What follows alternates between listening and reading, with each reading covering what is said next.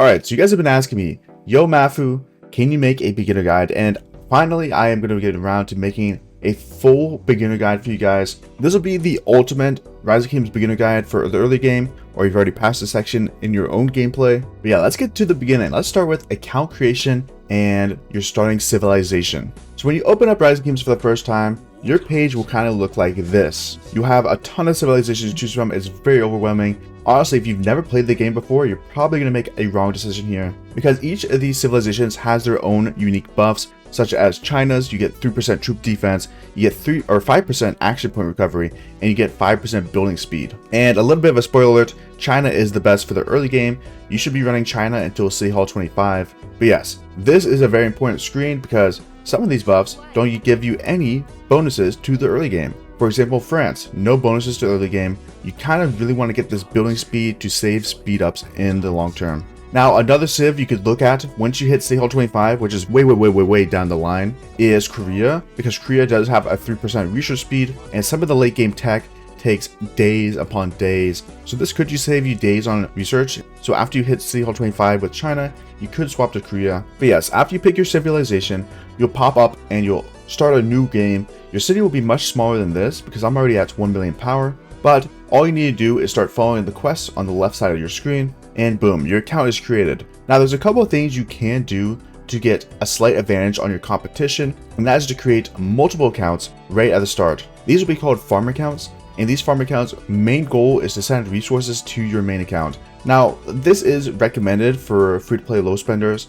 but I will say if this is too much for you, you can totally play this game with one account and have a good time, but you will struggle on resources in the late game. But yes, if you're free to play, I highly recommend doing multiple farm accounts. Now you might notice you're only able to create 2 accounts per kingdom, but with the different email logins, you can create infinite accounts. You just have to make a ton of emails. There are other ways to migrate the same account into the same kingdom on the same email, and that is through the use of passports, which you can get in the alliance shop for 600 silver. So you could make a farm account in a different kingdom, level it up, get a passport, and then migrate it into your own kingdom. That's a lot. It's a lot of information. For right now, I would stick with your one account, and then eventually, once you understand the game a little bit more, expand into multiple accounts. Now, something that's really important and something that people don't really realize, sometimes the game does not spawn you in the newest kingdom. So something you could do is go to your settings, go to account and characters, and click create new character, and see if you're in the youngest kingdom or not. If you are in the second youngest kingdom, I highly suggest moving or making just a brand new account in the youngest kingdom. And this will be important because you have an equal start to all the players. If you join up in an older kingdom, they'll have a lot more time on you. Even a day of time is a lot of time in this game. So you definitely want to be making your account in the youngest kingdom, and you'll be able to get all the events from the youngest kingdom as well. Now there is such thing as a sleeper strat, where you make an account in a kingdom, I think it's 5 days or 5 kingdom numbers younger than your kingdom. So let's say you were trying to make an account in 4029, you would start a sleeper account in 4024. And the sleeper account is a strategy where you can get 20 days on your competition, like 15 to 20 days on your competition, and you'll be able to migrate that account into 4029. Let's say if you're starting in 4024. And you do this through the use of passports, which I talked about earlier. It is very OP, and a lot of players do it. Even in my kingdom, which I'm in 4030, you can't see it on the list here, but I'm in 4030, as you can see right here. I did make a farm account in 4025 that I will eventually migrate into 4030, and I'll have a farm account here. Alright, so on day 1, after you make an account, you want to join an alliance right away. The reason you want to join an alliance is you get something called helps from the alliance, and these helps equal speed ups.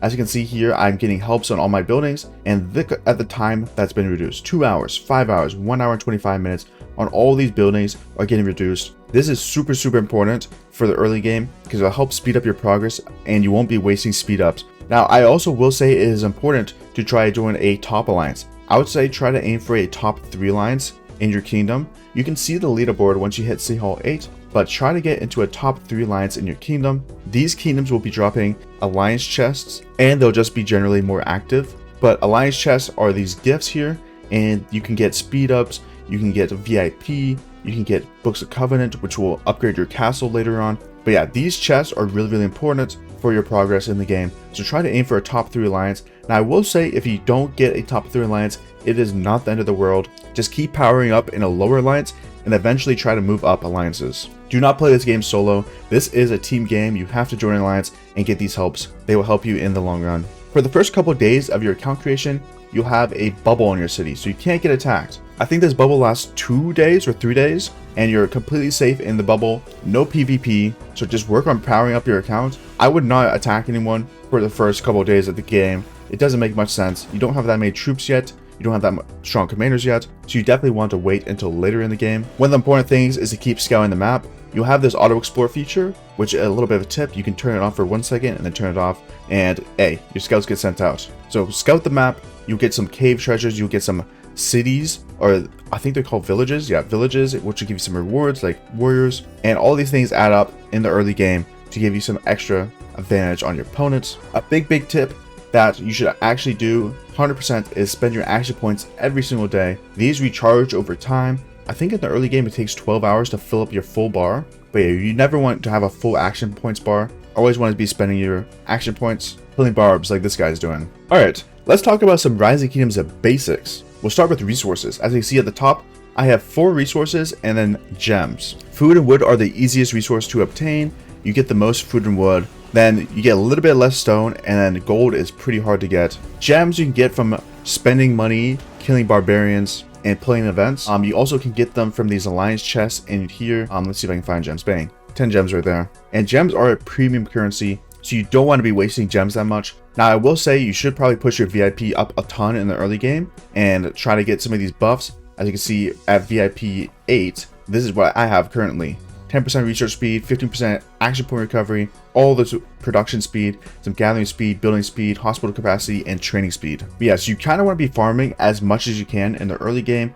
Get all the resources, especially if you're free to play, you need a ton of resources. Resources are the most important. In the early game, you're going to extremely struggle with resources on everything. All your upgrades cost a ton of resources, and there's literally not enough time to farm a ton of resources. But then you kind of get saved by this event coming around called the Lohar's Trial. Lohar's Trial is a very good event in the early game, and you should spend all your AP on here, even your AP bottles. I didn't talk about AP bottles yet, but AP bottles are a way to get extra AP over your daily limit, which is the recharge over time. Typically, you don't spend the AP bottles until you get Lohar's Trial, and then after Lohar's Trial, you stop spending them and you save them for later game events like Marauders and KVK Barbarians. Now, if you did pick China in the early game, you do get the extra 5% AP point recovery or action point recovery, so that's a little bit of a bonus. And a quick tidbit on gathering commanders. Gathering commanders have some really good talents for gathering, and the most important one is this the more the better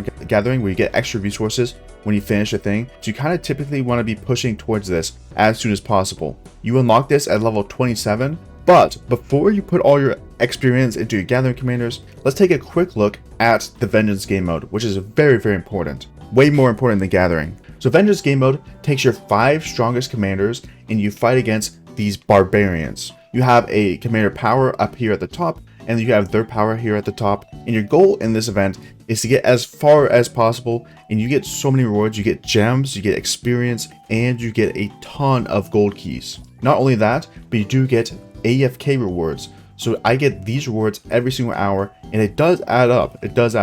But the main important thing is the experience, because if you want to push for an event that most people do push for, which is the Gloria Battle to get the Hidden Lotus skin, you need to level up a lot of commanders. And I'll quickly show you my power breakdowns so you know that I'm not lying. I have over 400,000 power in commander power, which means leveling up all the commanders to 10, leveling up all the commanders to 15, and I'll keep pushing my commanders right now to get them up a little bit further. But yeah, commanders are important. This is my current Vengeance lineup right here. Yours might look different if you don't have Cao or if you don't have Minamoto, but you can replace them with any purple commander. You can probably use Boudica, and maybe even Baibars will be really good because he's AoE. The next thing I want to talk about are troops. Now there are tiers of troops. If you go to your barracks or any building, you can see them right here. You got tier 1, you got tier 2, you have tier 3, tier 4, and then T5 troops. And you unlock these troops in the academy. In the military tech, as you can see, T2 troops are unlocked here, T3 unlocked here, T4 are right here, and then T5 at the very end. They're the highest tier troops you can get. Now the higher tiers are stronger than the lower tiers, and they are slightly slower. I think I think T4s are the exact same speed, but T5s do get a bit slower. And if you're a free-to-play low spender, you should 100% be running T4 troops over T5. And the reason for that is they're cheaper to heal. And in KVK1, there's going to be not many people running T5 troops. So T4 troops are really important. You also want to specialize in this game. For free-to-plays or low spenders, infantry is the safest option, so the long swordsman, because you do have to specialize your time on the tech tree to either get, I don't know, infantry higher, or you're going to go archers, or you're going to go cavalry. But obviously, you can pick whatever troop type you want. I recommend infantry if you're a free-to-play low spender. But yeah, definitely focus on one troop type, because you will not be able to get them all. Another really important thing is if you take damage. Here, I'll attack a barb real quick. I'm going to attack this barbarian real quick. And if I take damage, some of my troops are going to go into the hospital. Obviously, I'm going to wreck this barb because I'm way stronger than it. But I still lose a little bit of troops, and they go into my hospital. This is what it looks like right here. I have 6 units in my hospital, and it goes up to 75,000. This depends on your hospital levels. You have 4 hospitals, and they all equal, or they all equate to one number. But yeah, you don't want this number to overfill, because then you'll take dead troops. So right now, I can heal all these troops just for resources, but dead troops get permanently killed. You cannot bring them back. Now, a little bit about fighting basics. If you're going to attack someone, if you have more troops, you will generally win in the early game. More troops equals more power. Now, the tier of troops does matter, and the tech does matter as well. But typically, if you have more troops, you'll just win. I don't know how many people will be fighting in the early game, but if you do end up fighting, you can go and train extra troops. You should have a decent amount of training speed ups in the early game, which you can just burn on troops. I recommend going cavalry in the early game because it's slightly faster and movement speed is king. But obviously by KVK 1, if you are playing infantry, you'll need way more infantry than that. Alright, I think that's everything for the basics. Let's move on to City Hall progression. As you can see, I'm City Hall 17, but that is not the max City Hall in the game. There are tons of City Halls, and I'll show you them right now. In City Hall 1, you're in Stone Age. Once you get to City Hall 4, you enter the Bronze Age. And as you can see, you get a different unit capacity for your marches and troop dispatch. Once you get to City Hall 5, you get 2 marches. So you can have 2 troop dispatches. Then up to 10 is the Iron Age. City Hall 11 gives you 3 troop dispatches. Up to City Hall 16, which is the Dark Age. And after the Dark Age, you get 4. And then you get the Feudal Age, which is City Hall 21, and after 21 you get 5 troop dispatches. Having more troops dispatches is nice because in the early game you can send out more gatherers. You can have 4 marches gathering, you can have 5 marches gathering if you get to the Feudal Age, so it is really nice to get extra resources. Leveling up your City Hall also allows you to level up your buildings. Your buildings are capped to whatever City Hall you level it is. So let's say for example my City Hall is level 17, all my buildings can get up to level 17. Now it's important to level up certain buildings such as the Alliance Center. Alliance Center should be the first building you upgrade every single time due to the fact you get more times you can be helped. And if you remember from the early game, helps equals speed ups. So since I'm in City Hall 17, I can be helped 21 times, but as soon as I upgrade to City Hall 18, I'll upgrade this building immediately. First building upgrade and I'll get 22 helps. And these helps will impact all my other buildings and save me some speed ups. Now that is the same for Academy. In the Academy, you also do get some research speed bonus. So you should upgrade this building pretty frequently. You don't have to upgrade it every single time, but you should keep it somewhat updated. And you can also go further in the tech tree. Right now, I just unlocked engineering, which is a very important tech because it gives you building speed. And I would not be able to upgrade this at all if I was not City Hall 17. Let me quickly show you the prerequisites of all the City Halls. I have them saved in a mail here. Shout out to Alpha Wolf for the mail. He's an R4 or officer in my alliance, and this is the City Hall guide. So what you're seeing here is literally every single thing you need to upgrade to progress to the next City Hall. Feel free to take a picture. I'll try to get all of them on screen right now. Bang. This is from level 4 all the way to level 25. Feel free to take a picture of this and save it, or you can even type it out and send it to your own alliance. This is very good. If you do get sent a mail like this in your mails, you can click the favorite button at the bottom. It'll look right like this, and you'll be able to favorite it, and it'll get sent to this side on the right, and you'll never lose it. It's important to know what stuff you're going into for the next City Hall so you can start upgrading it ahead of time. Like for example, I'm going to City Hall 19 next, so I can start upgrading my stable ahead of time, which will save me some time once I get to City Hall or get to the upgrade I need. Now this is kind of the order of stuff you want to do. Once you get to a new City Hall, you want to go to City Hall, you want to upgrade the Alliance Center, then I would say upgrade the Academy second, and then get the prerequisites, because you can see it right here. If you click the green arrow, this will show you everything you need to go to the next City Hall. You also want to hit VIP 6 as soon as possible and get the second building queue. You also do get these tickets here. Oh, I don't have any more, but you get tickets for the second building queue. They last 2 days. Take advantage of those and use them all up if you need to, but I would use them one at a time, because if you do get to VIP 6, those get turned into speed ups, any extras you have. Let me quickly talk about the tech tree. Tech tree is very, very important. There's a lot of techs you need to focus on in the early game. Let's talk about the economic tech tree. And some of the tech that you really want to get in the early game are this masonry for the 15% building speed and writing for 10% research speed. These are very, very important and probably the most important tech you need. I would not even go any military tech until you get these done. Maybe a little bit of military tech because you have to do it for the missions on the quest on the left. But you really want to get these tech up as soon as possible. And that is the same for these engineering and mathematics. These are the most important tech in the game. Get the building speed and research speed here. You should not hit T4 troops unless you have both of these maxed out. So don't even think about upgrading to T4 until you have engineering and mathematics maxed out all the way. Then moving down to the military tree, after you have engineering and mathematics maxed, you can focus on these 3 tech here. These are the core 3 tech here. These will give you attack, defense, and health. Now, a little bit of a tip.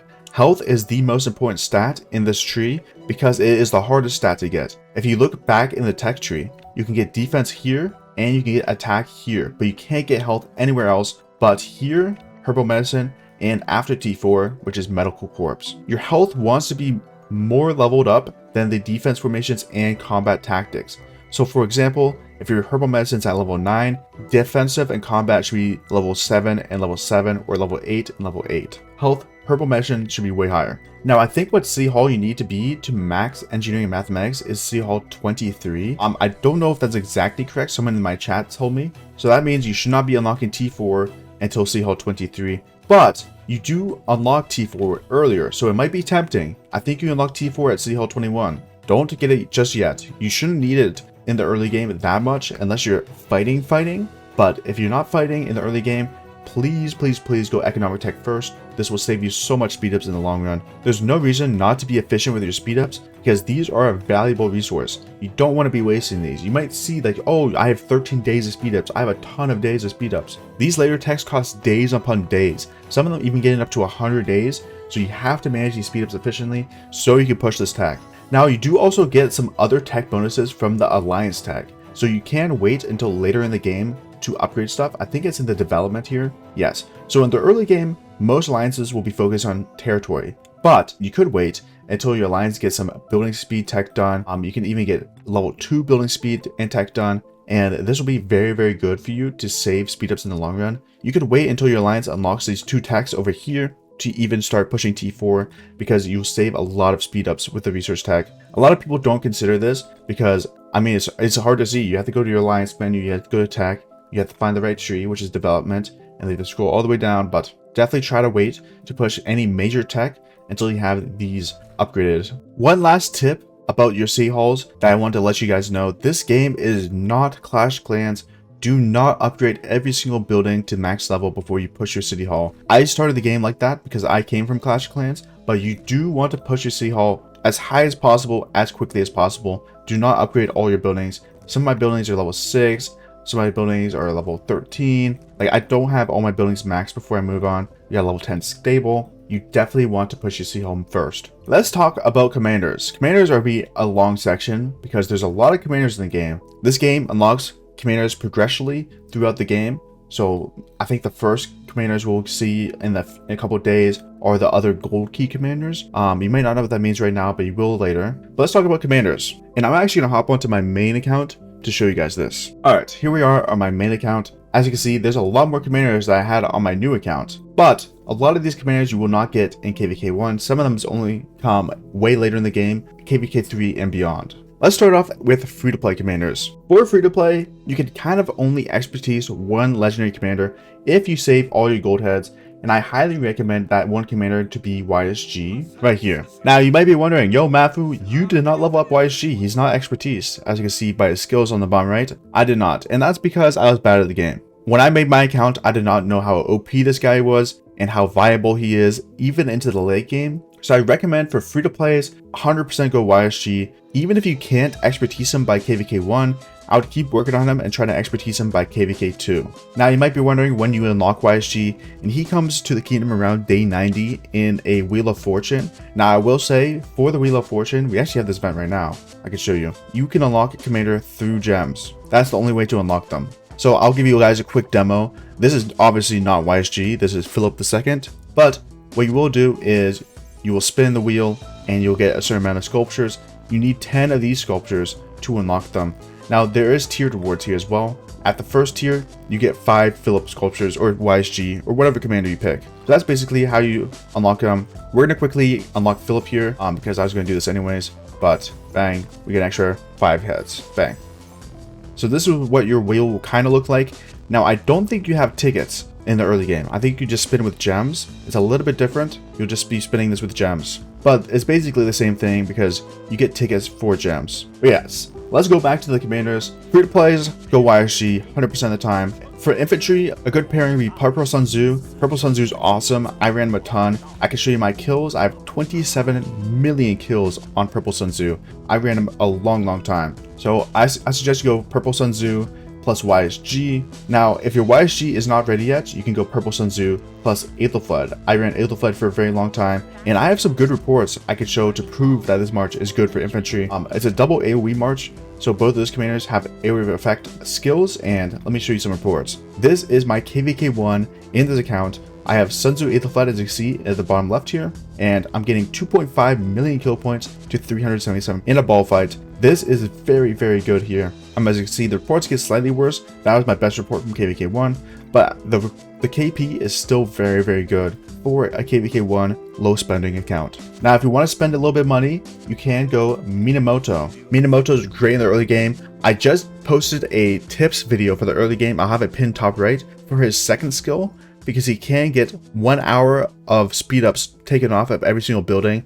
I don't have it on this account, but check the top right now to see that video. I explain it fully there. But yes, if you want to go cavalry, you can go Minamoto. A budget build for Minamoto would be 5511, and I suggest running him with either Baibars, which is another purple commander, or you can run him with Sun Tzu. Now you might be wondering, yo, Sun Tzu's an infantry commander. Why would you run him with Minamoto? Sun Tzu is just that good. He can be ran with every single troop type. He has an AoE, he gets a ton of rage. For every troop this skill gets hit by, he gains 50 rage. So he's constantly staying skill off. He has damage reduction. You don't get the infantry health bonus, but you get the damage reduction, and you get 20% skill damage bonus, which is super strong. But if you can't get Minamoto and you want to run cavalry, I suggest running Baibars YSG, similar to what I just said, Baibars YSG, or you can run Baibars Aethelflaed. Those are the two marches I would run for cavalry. Now for archers, archers are the strongest troop type in KVK1, and what you would run is Thutmose. Thutmose is a legendary commander. He comes to the game, I think around like maybe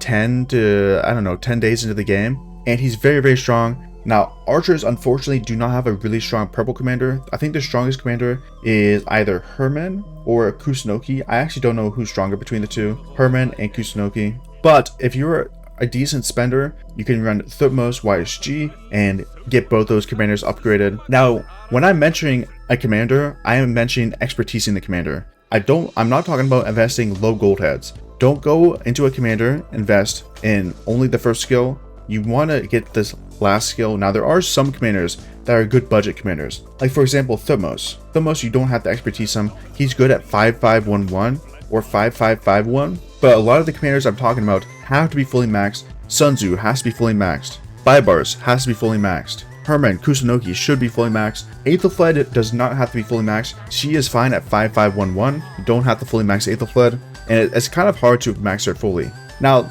let me quickly explain how you get Aethelflaed heads, because this might not be very well explained in the game, but you get her in the campaign mode, the expedition mode. You unlock this mode at level 200 of the Vengeance game mode, and you can buy her heads at the top right in the shop. You should be buying these heads before you buy any other resources. And I would only spend on the Aethelflaed heads until you get her maxed, because she is very important, especially if you're a free-to-play low spender. Yo, it's Editing Maffu here, jumping in. You guys might be wondering, what about all the other commanders? There's so many other commanders in the game. What are those pairings? How do you do those pairings?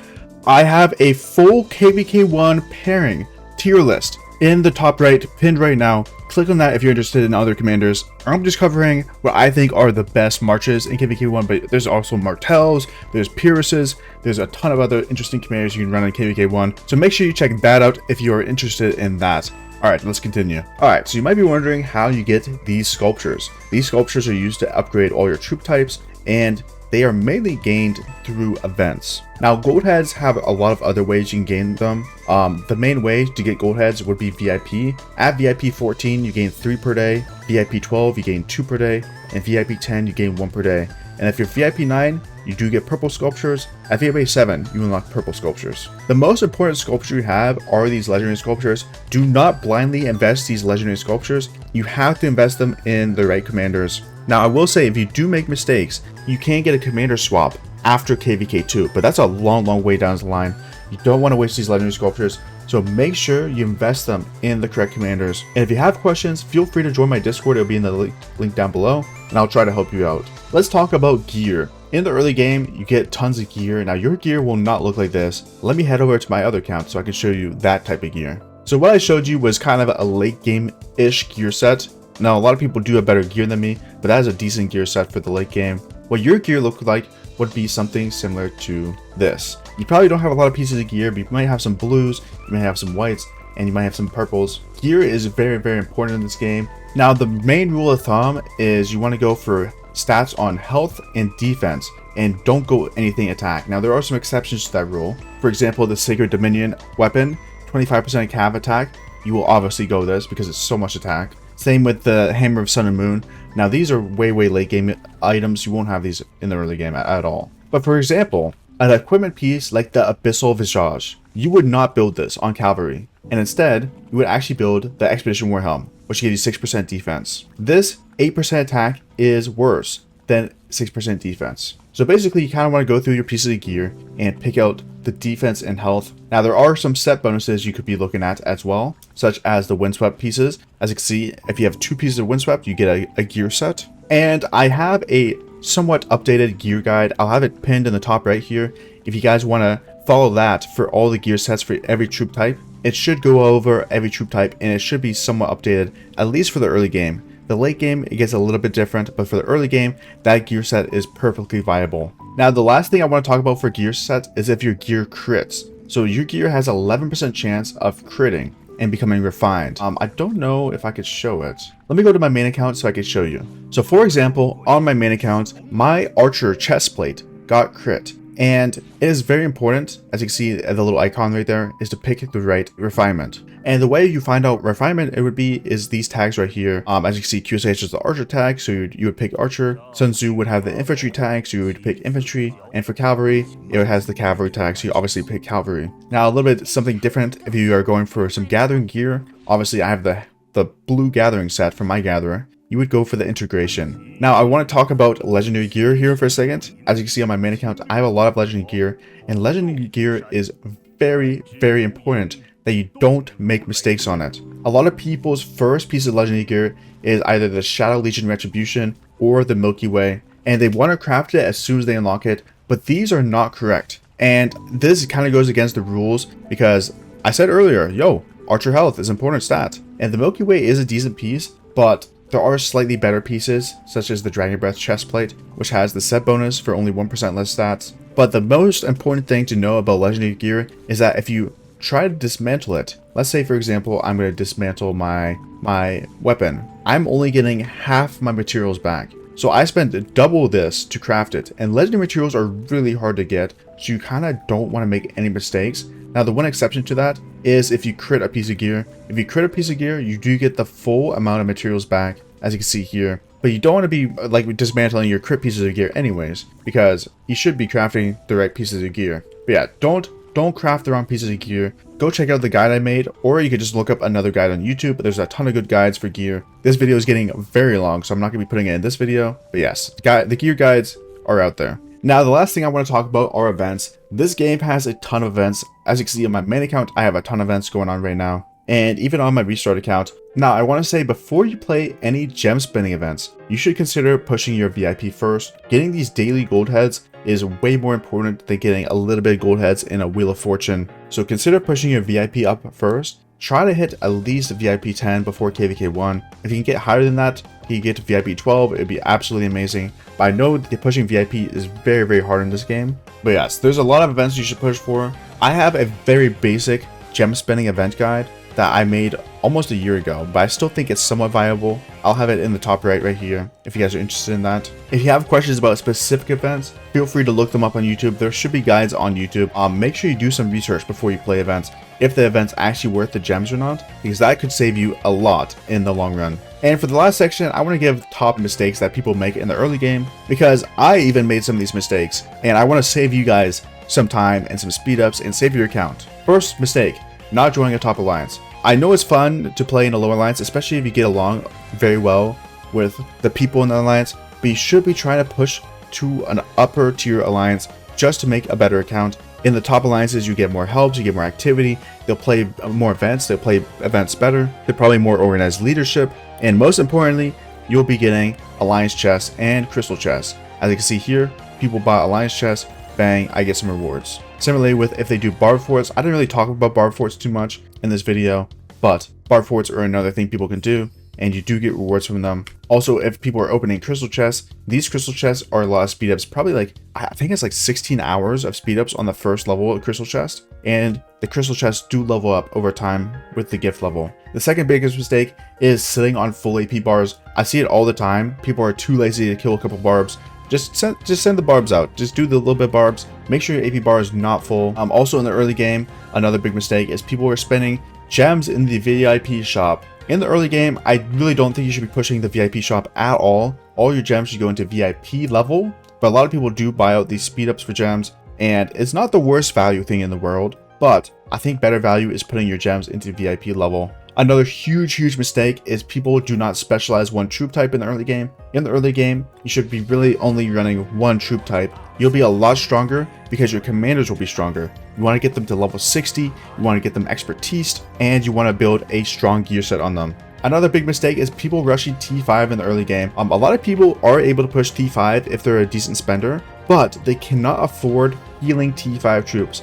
T5 troops are very expensive to heal. Let me show you how much resources I spent with this one KVK on my main account. 13.5 billion resources. And this is kind of on the lower side for resources for T5 troops, especially in the late game, because I only have 3 marches. But if you're running 3 marches of T5 in the early game, you are going to be spending too much resources that you can even afford. So feel free of being a strong T4 player. T4 troops cost way less resources, so that is a big positive. Another thing I see people doing is not rushing VIP 10, VIP 12, and VIP 14. This is where most of your gems should go into. Keep pushing gems into here. Get this upgraded. It is very good. Another thing I see a lot in the early game is people don't have enough troops for a full march, so they're running mixed marches. Your march loses a lot of combat ability from running multiple troop types in one march, so that's kind of like considered a weak march. Make sure you're running one troop type, and you'll do a lot better in the field. Another thing I see people do is obviously craft bad gear. I see it all the time when people send their gear accounts or their gear sets to me when I do like reviews on stream, and people have the wrong gear sets. I see people with Shadow Legion Retribution. Terrible piece of gear. Definitely do not craft it. I see people all the time with Tassets of the War God. Terrible piece of gear. Do not craft it. That's the same thing for legendary heads. I see people all the time, they send me their marches and they have maybe like 5 legendary heads in this commander. They have 20 gold heads into this commander. They don't invest into one march, and they're also just investing blindly their legendary heads into whoever they want to. That's such a waste, and you definitely want to invest into not only strong commanders, but commanders that have longevity and commanders that are of your troop type. So let's say you're running a ton of infantry gear, you level up your infantry gear a lot, you gotta invest into infantry commanders. Another thing I see people do is your troops should constantly be doing something. Whether it's farming, whether it's building a flag like I'm doing here, your troops should be constantly doing something. Same with your scouts, you should be constantly scouting, you should be constantly researching, especially in the early game. The early game is quite competitive because you want to be in a top alliance, so everyone's pushing power, and not only that, everyone's pushing power for the glory of battle as well. But I think that's all the main mistakes. Don't waste gems, don't do this and that. I think you guys got it down. This is a long video. I'm going to try to edit this up so it's a little bit shorter than an hour long because that's what the recording is. But hey, thank you guys for watching. If I gave you some value in this video, make sure you like and subscribe to my channel. A lot of people have been asking for this ultimate beginner guide, and I hope I did it justice. Drop any comments or any questions in the comment section. I will answer them, or someone will. And thank you again. Subscribe to the channel. That's it for me. Peace.